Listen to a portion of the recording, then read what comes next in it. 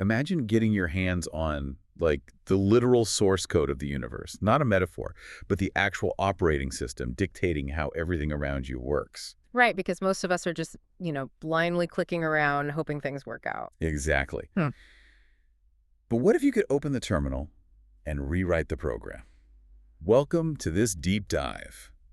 Today, our mission is unpacking the Kybalion 7 Hermetic principles. And we're doing that by looking through biblical, allegorical, and Neville Goddard's metaphysical teachings. Yeah, but we aren't just doing abstract philosophy today. We are entirely focused on how you can use this as like an everyday, actionable toolkit to completely shift your reality. Right. Well, to rewrite that source code, you first have to understand the core operating system. And the sources say everything rests on mentalism, correspondence, and cause and effect. Which sounds super heavy, but Yeah, I mean, instead of getting bogged down in ancient terms, just think of it like this. Your human imagination is the sole root cause of everything you experience. and the physical world is just the effect. Exactly. So correspondence, the old as above, so below maxim.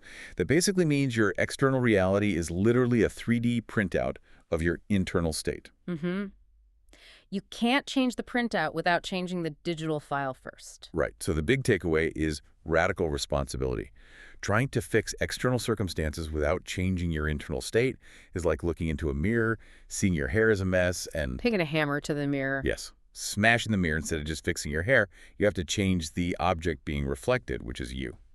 And that is where curating a strict mental diet becomes your everyday tool.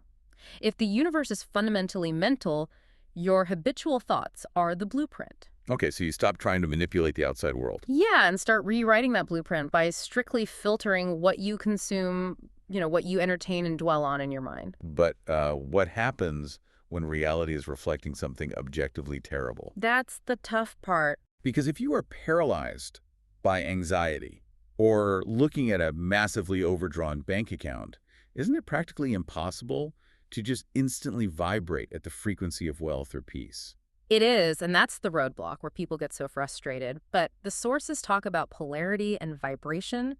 Emotional states are just frequencies. So how do you actually make the shift when you're stuck in a deeply negative place? Well, the mechanism is counterintuitive. You don't fight the negative. Wait, you don't fight it? No, because polarity teaches that fear and faith are the exact same thing. They're both belief in the unseen, just at different ends of a spectrum. Oh, wow. Yeah, you don't fight the cold, you just slide your focus up the scale toward warmth. Meaning you concentrate intensely on what it would actually feel like if you already had what you wanted, what Goddard calls the wish fulfilled. Exactly. Because your subconscious mind literally cannot tell the difference between a real physical memory and a deeply imagined feeling. That is wild. It really is. So you conceptually occupy the state of what you want, deliberately withdrawing your attention from the unwanted stuff. By holding that imagined feeling, your emotional frequency naturally shifts upward. Okay, but let's say you do that. You shift your mindset, hold the feeling of the wish fulfilled, but you wake up the next morning and your bank account is still empty. Right, the physical reality hasn't caught up yet. Yeah, and this is exactly where people abandon the whole system. They just give up. And the sources actually warn against this exact moment of panic using two specific concepts: rhythm and gender. Rhythm dictates there will always be natural downswings. You just have to expect the tides. Yes. And gender explains the mechanics of creation. The conscious mind is described as masculine, actively choosing the desire, and it impregnates the subconscious. Which is the feminine receptive principle that actually births the idea into physical reality. Exactly. And birthing takes time. I love the seed analogy the source text uses for this gestation period. It's exactly like farming. Oh, definitely. Your conscious mind boldly plants the desire, the seed, into the subconscious. But if you panic because there's no fully grown plant the next morning, it's like frantically digging up the seed just to check if it's growing. And you destroy the entire mechanism when you do that. The everyday practice requires a complete surrender of the how. Just let it grow. Right. Once you plant the seed, let the subconscious gestate the idea.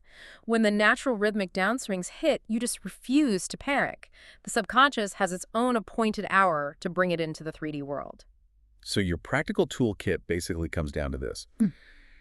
Govern your mental diet to write the blueprint, slide your emotional scale upward instead of fighting the negative, and let your subconscious do the heavy lifting without constantly digging up the seed in a panic.